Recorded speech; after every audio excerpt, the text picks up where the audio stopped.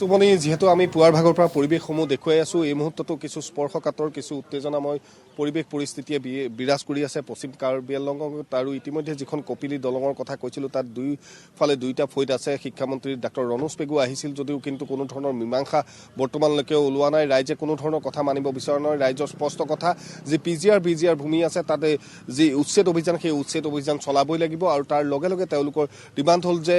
যি কাৰ্বি আংলঙৰ যি CM আছে তুলিৰাম ৰংহাং গতিকে তুলিৰাম ৰংহাং আহি পেলাই গোটেই বিষয়টো ৰাইজৰ লগত আলোচনা কৰিব লাগিব তেওঁ যিখিনি প্ৰতিশ্ৰুতি দিছিল সেই প্ৰতিশ্ৰুতি পালন নকৰিলে যে তেওঁলোকৰ লগত আলোচনা কৰাৰ কথা আছিল আলোচনা কৰাৰ পৰিৱৰ্তে তেওঁলোকৰ প্ৰতিবাদকাৰীকে আৰক্ষীয়ে আটক কৰাৰ অভিযোগ তেওঁলোকে তুলিলে আৰু তাৰ পাছতেই দেখা গ'ল যে এনেধৰণৰ পৰিৱেশ পৰিস্থিতি হৈ গ'ল এই মুহূৰ্ততো আমি কিছু পৰিৱেশ দেখুৱাবলৈ আমি চেষ্টা কৰিম যে এই মুহূৰ্ততো হাতে হাতে লাঠি সকলো লৈ পেলাই সকলো ৰাইজ সাজু হৈ আছে দুইফালে আমি সকলোৰে লগত অকণমান কথা পাতিব বিচাৰিম যে কেনেধৰণে ৰাইজে গোটেই কথাখিনি আগবঢ়াই নিয়ে কিন্তু এই মুহূৰ্ততো যিহেতু আমি পৰিৱেশ পৰিস্থিতি কিছু এই মুহূৰ্তত খাম কটা নাই বুলি ক'ব লাগিব যে আৰক্ষী অৰ্ধসামৰিক বাহিনী দলঙৰ দুই দিশে আছে আৰু তাৰ লগে লগে বিভিন্নজন যিহেতু আছে আমি সকলোৰে লগত অকণমান কথা পাতিবলৈ বিচাৰিম কিন্তু আমি কৈছোঁৱেই যে পুৱাৰ ভাগৰ পৰা যিহেতু পৰিৱেশ পৰিস্থিতি দেখুৱাই আছোঁ এই মুহূৰ্তত এনেধৰণে ৰাইজ বিভিন্ন স্থানত ৰৈ আছে তেওঁলোকৰ স্পষ্ট দাবীটো হ'ল যে বিজিআৰৰ যিখিনি ভূমি আছে সেই ভূমিখিনিৰ পৰা যিসকল লোক বহি আছে তাৰ পৰা তেওঁলোকে উচ্ছেদ চলাবই লাগিব গতিকে আমি ৰাইজৰ সৈতেও কিছু কথা পাতিবলৈ বিচাৰিম কিন্তু পৰিৱেশটো অতি স্পৰ্শকাতৰ হৈ আছে এই মুহূৰ্তত আৰক্ষী অৰ্ধসামৰিক বাহিনী আছে যদিও কিন্তু পৰিস্থিতি নিয়ন্ত্ৰণ এতিয়ালৈকে হোৱা নাই এই মুহূৰ্ততো দোকান পোহাৰ আপোনালোকে দেখিছে যে দোকান পোহাৰ সকলোবিলাক বন্ধ আছে ৰাইজে হাতে হাতে লাঠি লৈ নিজৰ সা সম্পত্তি বা গোটেই তেওঁলোকৰ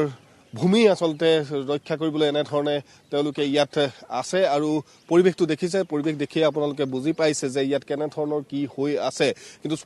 কালিৰ যেনেধৰণে তুলিৰাম ৰংহাং বা মুখ্যমন্ত্ৰীগৰাকীয়ে যেনেধৰণে ভাষ্য প্ৰদান কৰিলে তাৰ পৰৱৰ্তী পৰ্যায়তো কিন্তু ৰাইজ আশ্বস্ত হ'ব পৰা নাই ৰাইজে স্পষ্টকৈ দাবী এই মুহূৰ্ততো জনাই আছে যে তেওঁলোকৰ যিখিনি বিজিআৰ ভূমি আছে সেই বিজিআৰ ভূমিৰ পৰা যিসকলে দখল কৰি আছে তেওঁলোক আঁতৰিবই লাগিব গতিকে বিভিন্ন তেনেধৰণৰ ডিমাণ্ড তেওঁলোকৰ ফালৰ পৰা আছে গতিকে যথেষ্ট উত্তেজনাময় পৰিৱেশ এই বৰ্তমান মুহূৰ্তত বিৰাজ কৰি আছে আৰু তেওঁলোকে বাৰে বাৰে এটাই কথা কৈছে যে CM তুলিৰাম ৰংহাং ইয়ালৈ আহিব লাগে ৰাইজৰ সৈতে কথা পাতিব লাগে প্ৰতিবাদকাৰীৰ সৈতে কথা পাতিব লাগে সেই কথা তেওঁলোকে স্পষ্টকৈ জনাইছে আৰু ইতিমধ্যে আপোনালোকে কিছু সময় পূৰ্বে দেখিছিল যে শিক্ষামন্ত্ৰী ডাক্তৰ ৰণোজ পেগু আহিছিল দুই পক্ষৰ মাজতে গোটেই বিষয়টো যাতে মীমাংসাৰে আলোচনা কৰিব পাৰি বা মীমাংসা হয় কিন্তু ৰাইজে সেই তেখেতৰ কথাও আচলতে বৰ বিশেষ নামানিলে তেখেতৰ ৰাইজৰ কথা হ'ল যে CM আহিব লাগিব বা মুখ্যমন্ত্ৰীগৰাকী আহি গোটেই বিষয়টোত হস্তক্ষেপ কৰিব লাগিব গতিকে বিভিন্নজন আছে আমি তেওঁলোকৰ সৈতেও কথা পাতিবলৈ ৰাইজৰ সৈতে কিছু কথা পাতিবলৈ চেষ্টা কৰিম কিন্তু কথাটো হ'ল যে ইয়াত পৰিৱেশ স্পৰ্শকাতৰ হৈ আছে ৰাইজেও আচলতে গোটেই কথাখিনি কিছু সংখ্যকে ক'ব বিচৰা নাই আমি তেওঁলোকৰ কাষলৈও যাবলৈ বিচাৰিম কিন্তু আমি কৈ আছোঁ যে পশ্চিম কাৰ্বি আংলঙত বৰ্তমান মুহূৰ্ততো এক উত্তেজনাময় পৰিৱেশ পৰিস্থিতিয়ে বিৰাজ কৰি আছে আৰু দোকান পোহাৰ সম্পূৰ্ণ বন্ধ হৈহে আছে